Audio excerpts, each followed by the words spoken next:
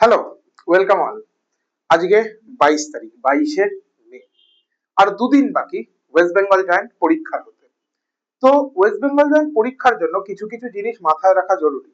হয়তো 2 বছর ধরে যারা খুব খেটেছো বা কিংবা যারা ড্রপার হিসেবে 1 বছর খুব পরিশ্রম করেছো, তাদের পরিশ্রমগুলো বৃথা হয়ে যেতে পারে দু একটা জিনিসের জন্য। তো সেগুলো খুব ঠান্ডা মাথায় মাথায় রাখবে। এই যে পিওয়াইকিউ জিনিসটা, এটা প্রত্যেকেই দেখেছো।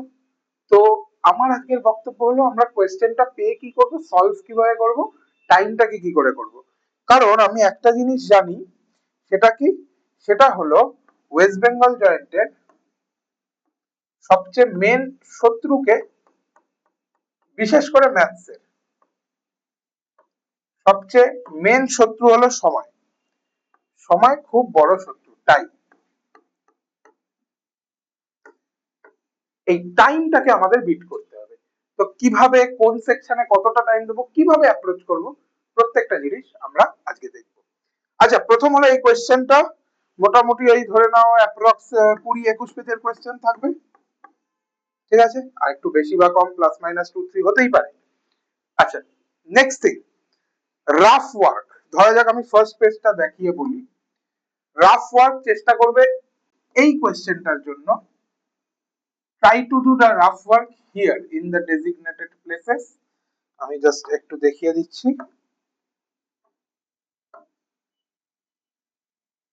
এখানে, এখানে, এখানে, কারণ পেজের একটা স্কারসিটি থাকে। সো এই জায়গাগুলোকে রাফ ওয়ার্ক হিসেবে ইউজ করবে। ওকে, এবার কোয়েশ্চেন শুরু করবে হলো একদম লাস্ট থেকে, ক্যাটাগরি 3। ধরে নাও এটা হলো একটা টি20 ম্যাচ। ঠিক আছে, টি20 ম্যাচ। ওকে, টি20 তে কি হয়, 1 থেকে 6 নম্বর ওভার কি হয়, পাওয়ার প্লে হয়। পাওয়ার প্লেতে কি করতে হয়, আজকাল তো সবসময় ব্যাটসম্যানরা পেটায়, কিন্তু আগে মোটামুটি ধরে নেওয়া হতো পাওয়ার প্লেতে ওই 50+ স্কোর করতে হয়। দেন কি করতে হয়, 7 থেকে 14।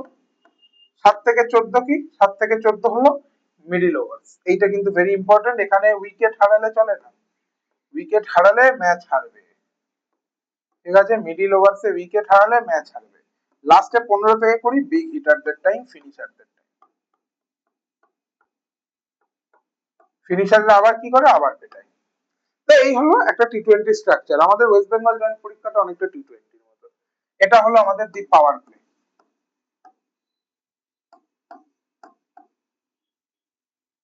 পাওয়ার প্লে কেন বলছি, এটা হলো আমাদের category 3, no negative marking.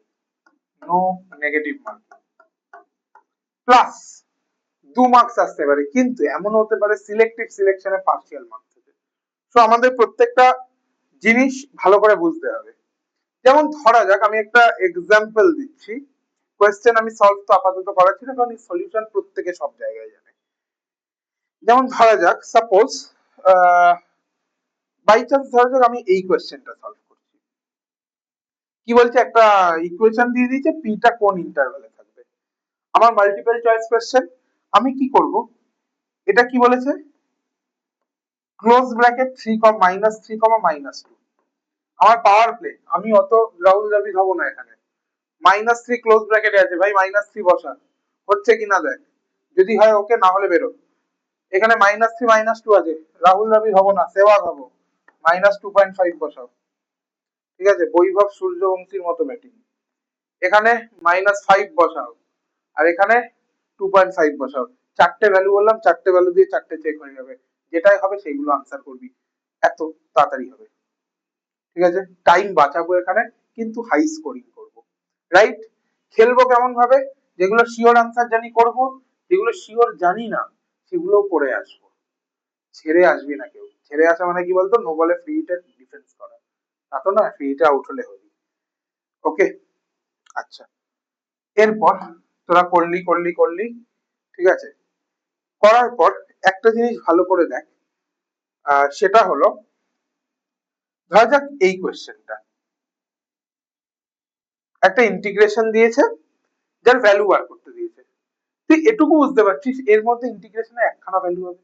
So এটা কিন্তু এখন মাল্টিপল চয়েস নেই, এটা এখন মানে মাল্টিপল চয়েস কোশ্চেন, মানে এটা এখন সিঙ্গেল অপশন কারেক্ট। তো এইভাবে কিন্তু সিঙ্গেল অপশন আইডেন্টিফাই করতে হবে, ঠিক আছে। সিমিলারলি এই কোশ্চেনটা সিঙ্গেল অপশন কারেক্ট হতে পারে, চেক করে দেখবি। আচ্ছা, এরপর যদি আমরা একটু এগোই, তাহলে সেকশন 3 তে একটা খুব মজাদার জিনিস দেখ, এই জিনিসগুলো দেখতে বিশাল বড় বড়, কিন্তু আমরা কি করব, অপশন গুলো করব। কি বলেছে, F G continuous at the point x is equals to half, F plus G continuous at the point x is equals two 2/3, F x G x greater than 0, F plus G not differentiable at the point 3/4। তো যখন আমি continuity check করব, ডিফারেন্সিয়েবিলিটি automatic check হবে। তো আমি just continuity check করেই answer করতে পারি। কিংবা আমি যদি এই অপশন গুলো দেখি,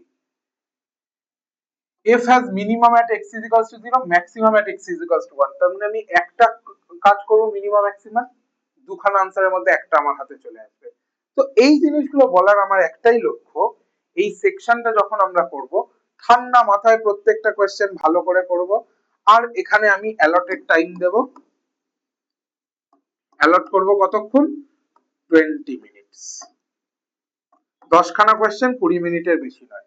আর আমার টার্গেট কত থাকবে, টার্গেট কোনোদিনই হয় না, সহজ কোশ্চেন থাকলে বেশি মার্কস আছে, তাও আমি চেষ্টা করব যাতে অ্যাটলিস্ট 12 প্লাস আসে, ঠিক আছে। এইটা কিন্তু হয়ে গেল। এবার আমি মিডিল ওভার্স খেলতে আসবো। মিডিল ওভার্স কোনটা, ক্যাটাগরি 2। ক্যাটাগরি 2 হলো high reward high risk game, মানে যদি মিডিল ওভার্সেও কেউ বৈভব সূর্যবংশী হয়ে যায়, স্কোর 250 পেরিয়ে যাবে, আর যদি সেরকম হতে যায় 5 উইকেট 6 উইকেট পড়েও যেতে পারে। তো high reward high risk depend করে কতটা দক্ষ ব্যাটসম্যান তার উপর। তো যদি কারো মনে হয় আমাদের অত দক্ষতা নেই, অত ভাবনা চিন্তার দরকার নেই, just go by this, just read this question, পর যদি মনে হয় পারবো তাহলে অ্যাপ্রোচ কর, যদি মনে হয় পারবো না লিভ দ্য বল, হয়ে গেল। তারপর এটা পর, যদি মনে হয় অ্যাপ্রোচ করবো করবি, না পারলে লিভ দ্য বল। এইভাবে করতে করতে আমরা এগোবো, ঠিক আছে। আচ্ছা, কিছু কিছু জিনিস আমি বলে দিচ্ছি, এই যেমন এই টাইপের কোশ্চেন গুলো, sine inverse x, sine inverse 1 minus x is equals to cos inverse x, এগুলো প্রথমেই ট্রাই করবি একটু অপশন গুলো বসিয়ে দেখা, 1 0 মাঝের কোনো ভ্যালু, তাহলে একটা কিন্তু রিলেশন পাওয়া যায়, ওকে। আচ্ছা, বা এই টাইপের কোশ্চেন গুলো যে বলে দিয়েছে এবিসি এপিতে আছে, আর যদি এই ইকুয়েশন গুলোর কমন রুট থাকে তাহলে A square B square C square কিসে থাকবে। তো বেসিক্যালি তুই ফাইন্ড আউট করতে পারিস যে কমন রুটটা কি, এইভাবে তুই ভাবতে পারিস জিনিসপত্রগুলো, ওকে। সো জাস্ট আমি আনসার করছি না, আমি জাস্ট বলছি এই সেকশনে কিন্তু আমরা খুব বেশি রিস্ক নেব না, একটু ধরে ধরে খেলবো। 15খানা কোয়েশ্চেন আমি পুরো দেখে নেব যে কোনটা ইজি কোশ্চেন, যেমন এই কোশ্চেনটা আগের বার দিয়েছিল 2 মার্কসে, এটা one of the easiest question on the paper, কিংবা এই কোশ্চেনটা, ঠিক আছে, one of the easiest question on the paper, কিংবা এই কোশ্চেনটাও, বা এটাও, মোটামুটি এই পেজে যে চারটেই দেখলাম ইজিয়েস্ট কোশ্চেন। তাহলে আমি যদি প্রথমের খার্ড দেখে এগুলো ছেড়ে দিই বা না করি, তাহলে কিন্তু আমার লস হবে। সো বা এইখানে যে কোশ্চেন গুলো আছে খুবই সিম্পল মাপের কোশ্চেন, তাই জন্য আমরা কি করব, কোশ্চেনটা দেখবো, 15টা কোশ্চেন আগে দেখবো যে কি কি আসছে, হয়ে গেল। তাহলে এখানে অ্যালটেড টাইম অ্যালট করব হলো total 25 minutes to 30 minutes, time দেব 30 মিনিটস আপ টু 35 মিনিটস, তার বেশি নয়, ওকে, ঠিক আছে। আর আমরা টার্গেট করবো এখানে 15-16 প্লাস পাওয়ার, ঠিক আছে। এইবার লাস্ট ওভার ফিনিশার হতে হবে, আমরা চলে আসবো শুরু থেকে, এই জায়গার স্ট্র্যাটেজিটা শুনে নে একেবারে শুরু থেকে, ওকে।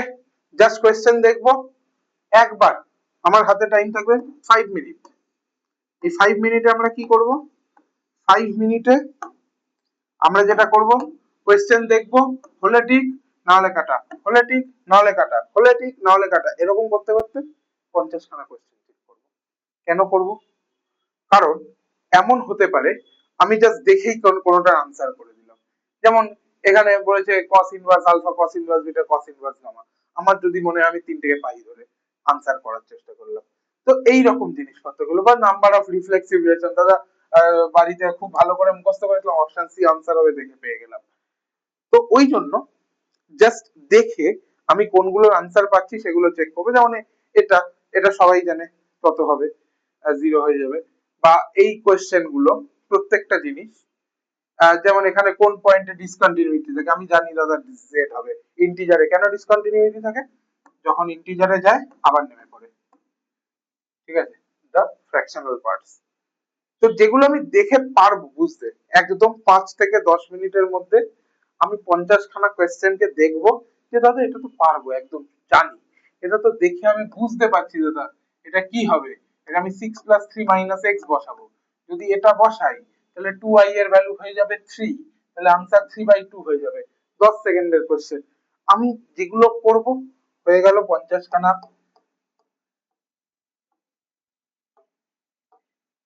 50 অব্দি চলে গেলাম, 50 খানা হলো। ধরে নেওয়া যাক যারা একটু অ্যাভারেজ স্টুডেন্ট তাদের 50 এর মধ্যে 12টা হবে, তার বেশি হবে না।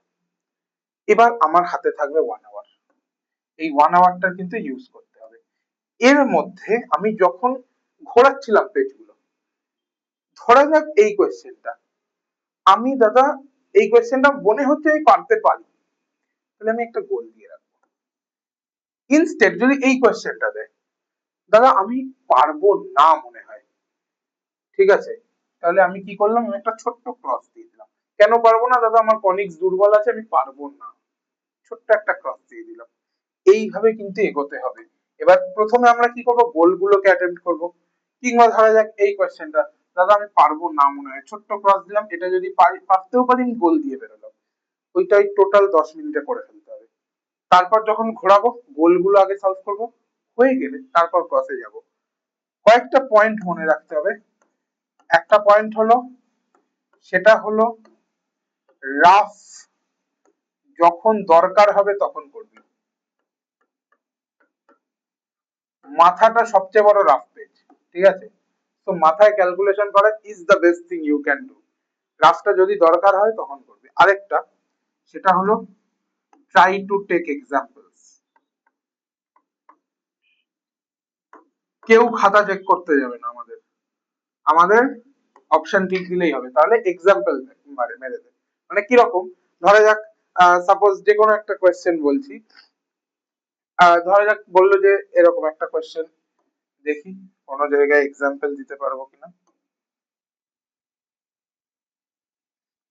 আমি এনি এই রকমের টাইপের একটা কোয়েশ্চেন আমি জাস্ট এক্সাম্পল দিয়ে দিলাম করে, তারপর আমি সেখান থেকে আলফা বিটা গামা এই জিনিসটা বানিয়ে আমি র্যাঙ্ক বার করলাম। তো always go by examples, right? এতে কি হয়, অনেক বেশি সিম্পল হয় জিনিসটা।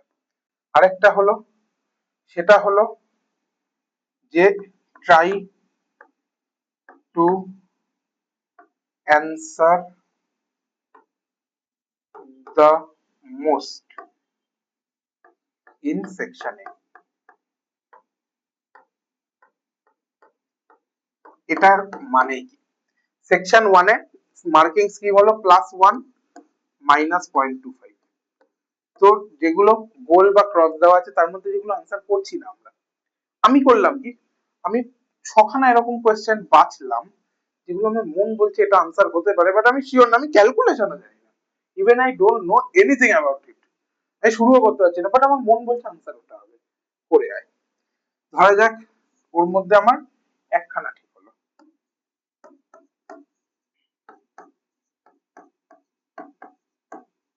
লস কত হলো, -0.25 এর লস হলো, ঠিক আছে, -0.25 এর লস হলো। 6খানায় আমি রিস্ক নিলাম, যদি একদম না নিতাম 0 পেতাম, ঠিক আছে। আর যদি বাই চান্স দেখা গেল 2খানা ঠিক হয়ে গেল, তাহলে আমার 2 মার্কস এলো, টোটাল 1 মার্কস এর প্লাস হলো। এই 1 মার্কস কিন্তু অনেক, এই কম্পিটিটিভে 1 মার্কস কিন্তু অনেক। এবার প্রশ্ন হলো এখানে করতে গিয়ে একটা জিনিস সবাই দেখতে পাবে, সেটা হলো যখন রেসপন্স শিট আসবে, আমরা এমন একটা কোয়েশ্চেন যেগুলো আমরা এইভাবে ঠিকও করে দিয়েছি, এমনও থাকবে আমরা অনেক ভুল করেছি, তখন কিন্তু এরকম বললে হবে না যে ইস এটা না করলে হতো, না করলে কিন্তু এই ঠিকটাও ঠিক হতো না। সো যেটাই করেছো দ্যাটস এনাফ। তাই জন্য টোটাল আমার মতে 6টা থেকে 8টা কোশ্চেনে মোটামুটি গেস ওয়ার্ক মেরে আনসার করা উচিত, না হলে কি হবে পরে কিন্তু রিগ্রেট থেকে যাবে, ইস ওই কোশ্চেনটা আমার এটা মনে হচ্ছিল করলাম না। গাট ফিলিং কে বিশ্বাস করো, করে দাও। কত হবে, আমি ধরলাম 8খানা করলে 8টাই ভুল, -2 হয়ে যাবে।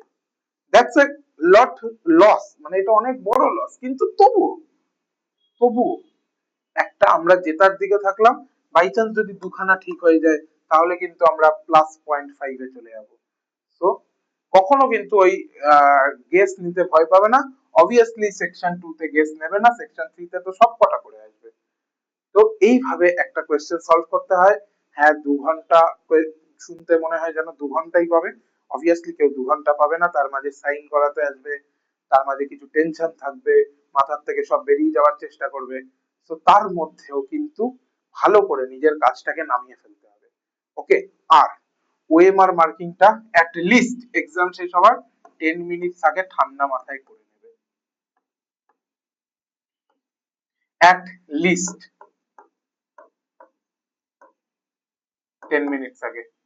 কেন, লাস্টের দিকে অনেক সময় ওএমআর মার্কিং ভুল হয়ে গেলে কিন্তু, এমনও আমি দেখেছি একটা চেন ওএমআর মার্কিং ভুল হয়ে গেছে, ওটা কিন্তু অনেক বেশি প্রবলেমেটিক হয়ে পড়ে। তো আশা করি সবার ওয়েস্ট বেঙ্গল জয়েন্ট এক্সাম খুব ভালো হবে, সবাইকে বেস্ট অফ লাক এই বলে ভিডিওটা শেষ করি।